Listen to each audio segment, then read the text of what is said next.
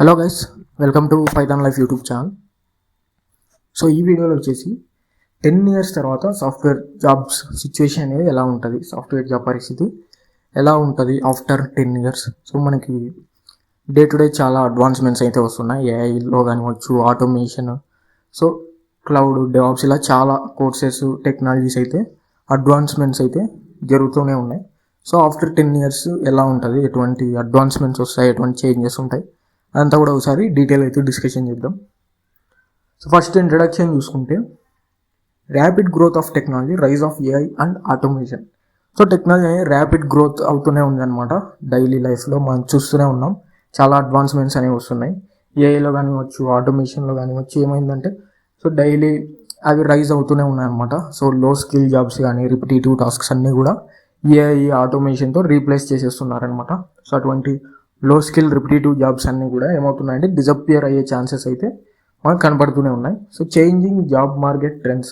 So job market ట్రెండ్స్లో మనం చాలా చేంజెస్ని అయితే చూస్తూనే ఉన్నాం. లైక్ హైరింగ్లో కానివ్వచ్చు, వర్క్లో కానివ్వచ్చు, చాలా చేంజెస్ అయితే చూస్తూనే ఉన్నాం. So future of software jobs ఎలా ఉంటుంది, సో ఈ ఇంపాక్ట్ అలాగే కంటిన్యూ అవుతుంది, సో ఇంకా ఎటువంటి అడ్వాన్స్మెంట్స్ రావచ్చు, ఎలా ఉంటుంది సిచ్యువేషన్ అని చెప్పేసి సో కంప్లీట్గా అయితే డిస్కషన్ చేద్దాం.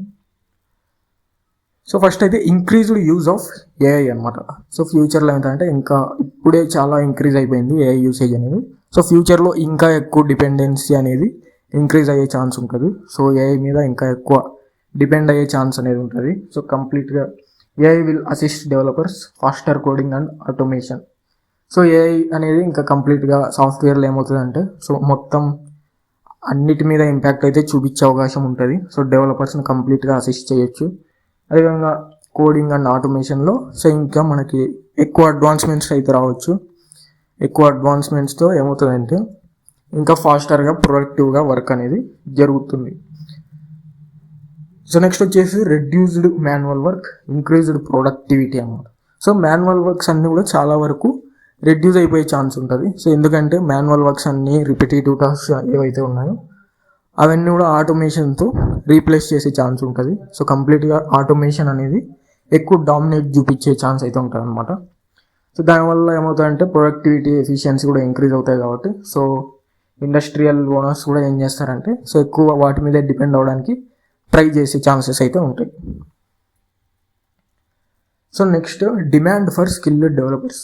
సో స్కిల్ ఉన్న డెవలపర్స్కి ఆల్వేస్ డిమాండ్ ఉంటుంది అనమాట. సో ఎంత ఆటోమేషన్, ఎంత ఇంపాక్ట్ చూపించా కూడా స్కిల్డ్ డెవలపర్స్కి ఆల్వేస్ డిమాండ్ అయితే ఉంటుంది. So high demand for skilled professionals, need for problem solving ability.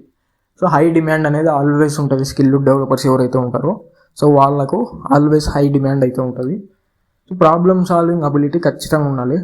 అదే స్కిల్ డెవలపర్స్కి ఖచ్చితంగా problem solving ability, strong portfolio అయితే మెయింటైన్ చేయాలన్నమాట.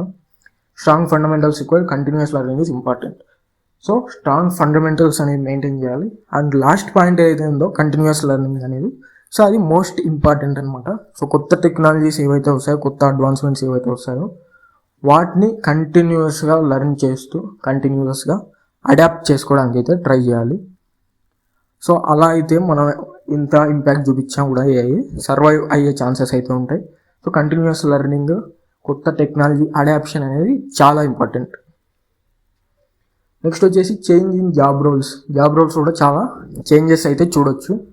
Like new roles will be created, old roles will evolve. New roles అనేవి create అయ్యే chance అయితే ఉంటుంది అనమాట. కొత్త కొత్త జాబ్ రోల్స్ అనేవి క్రియేట్ అయ్యే ఛాన్సెస్ కూడా మనం అయితే చూడొచ్చు. అదేవిధంగా ఎగ్జిస్టింగ్ రోల్స్ ఏవైతే ఉంటాయో ఓల్డ్ రోల్స్, సో వాటిలో ఎవాల్వ్మెంట్స్ అయితే మనం అయితే అబ్జర్వ్ చేయొచ్చు అనమాట.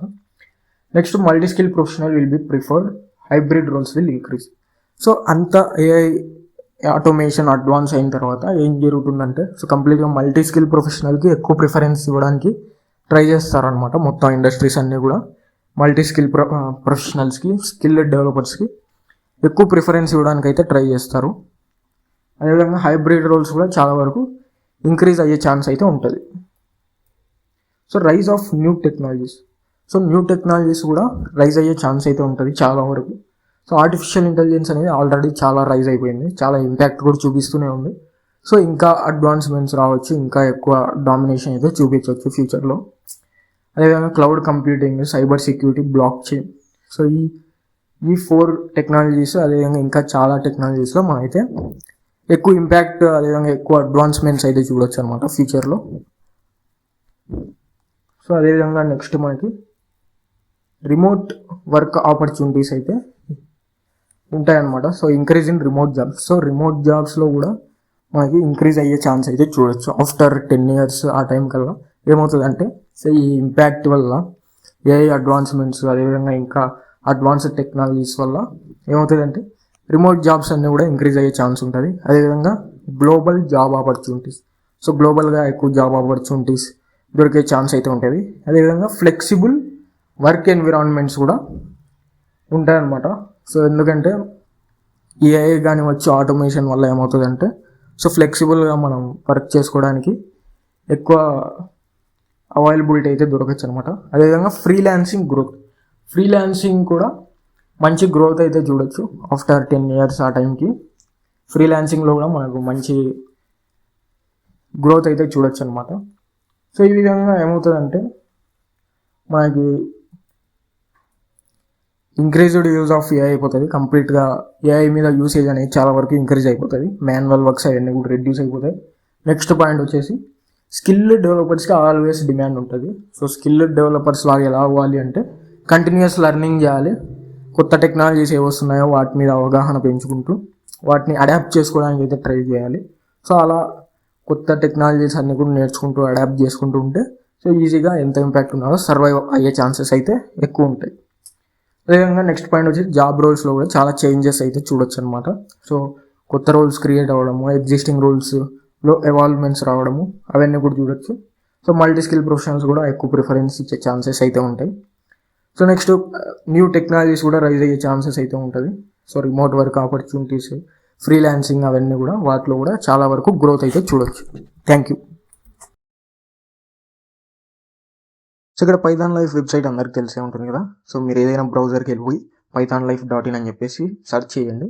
సో వాళ్ళ వెబ్సైట్ అయితే ఒకసారి విజిట్ చేస్తే సో మీకు ఇక్కడ స్క్రోల్ చేస్తే రికార్డెడ్ కోర్సెస్ ఇన్ తెలుగు అని చెప్పేసి కనపడుతుంది. సో ఇక్కడ full stack Python, Java programming, SQL, DevOps with AWS. So ఇవన్నీ కూడా తెలుగులో టీచింగ్ చేశారు. కంప్లీట్గా రికార్డెడ్ కోర్సెస్ అనమాట.